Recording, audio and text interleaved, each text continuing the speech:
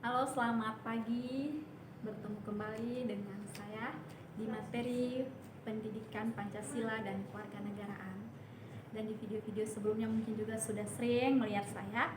Dan pada kali ini saya akan menjelaskan bagaimana perlindungan dan penegakan hukum di Indonesia.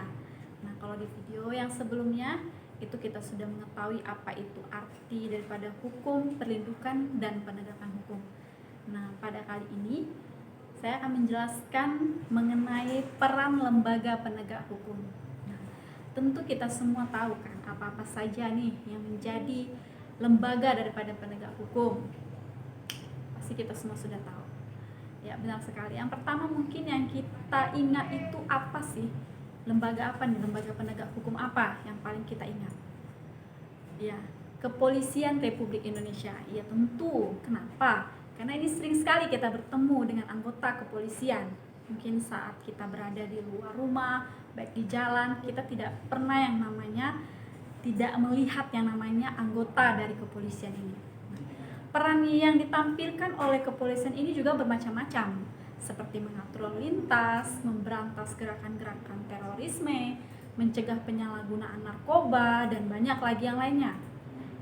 Kepolisian Republik Indonesia atau yang sering disingkat Polri ini merupakan lembaga negara yang berperan dalam memelihara keamanan dan ketertiban masyarakat, menegakkan hukum, serta memberikan perlindungan, pengayoman, dan pelayanan kepada masyarakat dalam rangka terpeliharanya keamanan dalam negeri. Nah, selain itu dalam bidang penegakan hukum khususnya yang berkaitan dengan penanganan tindak pidana sebagaimana yang diatur dalam KUHP. Polri sebagai penyidik utama yang menangani setiap kejahatan secara umum dalam rangka menciptakan keamanan dalam negeri.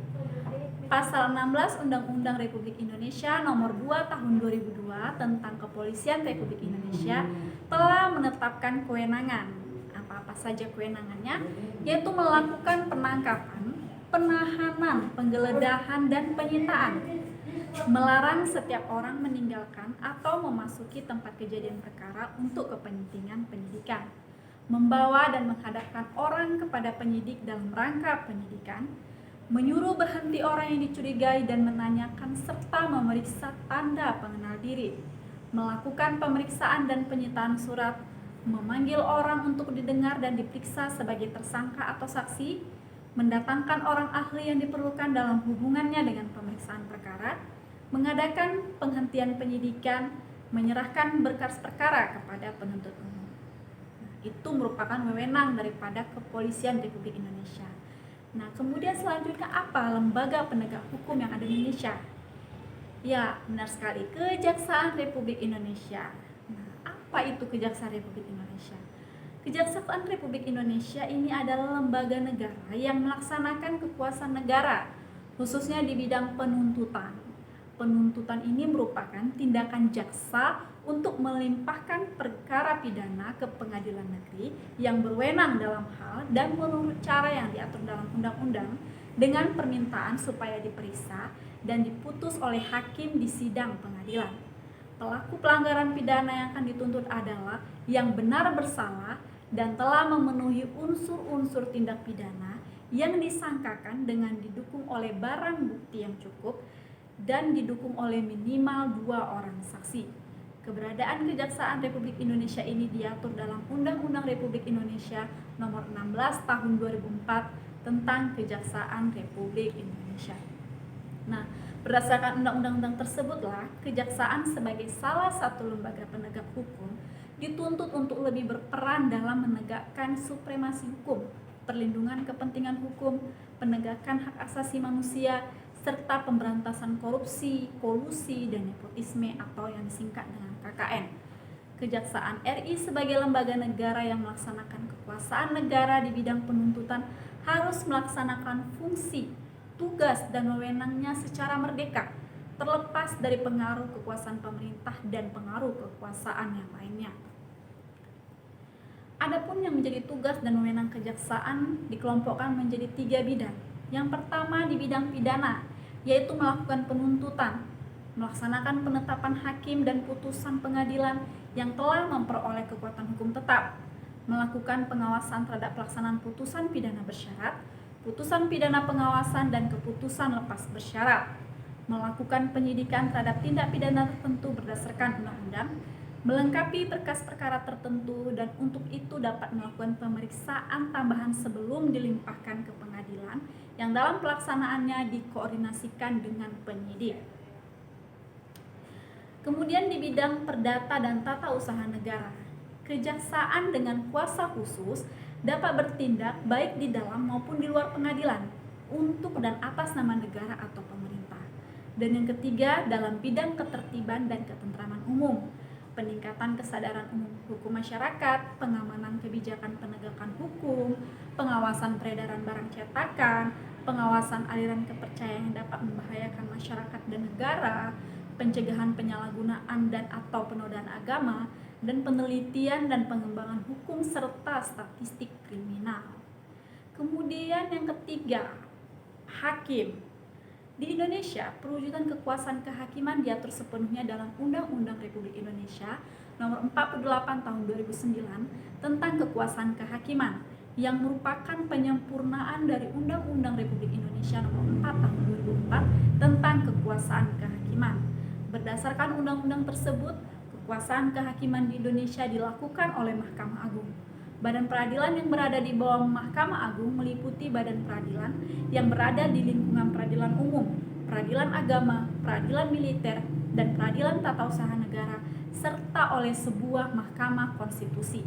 Lembaga-lembaga negara tersebut berperan sebagai penegak keadilan dan dibersihkan dari setiap intervensi baik dari lembaga legislatif, eksekutif, maupun lembaga lainnya. Kekuasaan kehakiman yang diselenggarakan oleh lembaga-lembaga tersebut dilaksanakan oleh hakim, di mana hakim ini merupakan pejabat peradilan negara yang diberi wewenang oleh undang-undang untuk mengadili. Mengadili merupakan serangkaian tindakan hakim untuk menerima, memeriksa, dan memutuskan perkara hukum berdasarkan asas bebas, jujur, dan tidak memihak sebuah sidang pengadilan berdasarkan ketentuan peraturan perundang-undangan. Kemudian kita lihat peran daripada advokat atau yang istilah yang dikenal dengan pengacara, di mana advokat ini adalah orang yang berprofesi memberi jasa hukum baik di dalam maupun di luar pengadilan. Jasa hukum yang diberikan berupa memberikan konsultasi hukum, bantuan hukum, menjalankan kuasa, mewakili, membela, mendampingi, dan melakukan tindakan hukum. Dan melalui jasa hukum yang diberikan, advokat menjalankan tugas profesi demi tegaknya keadilan berdasarkan hukum untuk kepentingan masyarakat pencari keadilan, termasuk usaha memberdayakan masyarakat dalam menyadari hak-hak fundamental mereka di depan hukum. Adapun tugas dari advokat secara khusus adalah membuat dan mengajukan gugatan, jawaban, tangkisan, sangkalan, memberi pembuktian, mendesak segera disidangkan atau diputuskan perkaranya, dan lain sebagainya. Di samping itu, pengacara bertugas membantu hakim dalam mencari kebenaran dan tidak boleh memutarbalikkan peristiwa demi kepentingan kliennya agar kliennya menang dan bebas. Oleh karena itu, sesuai Undang-Undang Republik Indonesia Nomor 18 Tahun 2003, seorang advokat mempunyai hak dan kewajiban yang dilindungi undang-undang. Kemudian ada yang namanya Komisi Pemberantasan Korupsi. Ini merupakan lembaga penegak hukum yang kelima, atau disingkat dengan KPK. Ini merupakan sebuah komisi yang dibentuk pada tahun 2003 berdasarkan Undang-Undang Republik Indonesia Nomor 30 Tahun 2002 tentang Komisi Pemberantasan Tindak Pidana Korupsi. Tujuan dibentuknya KPK adalah untuk mengatasi, menanggulangi, dan memberantas korupsi.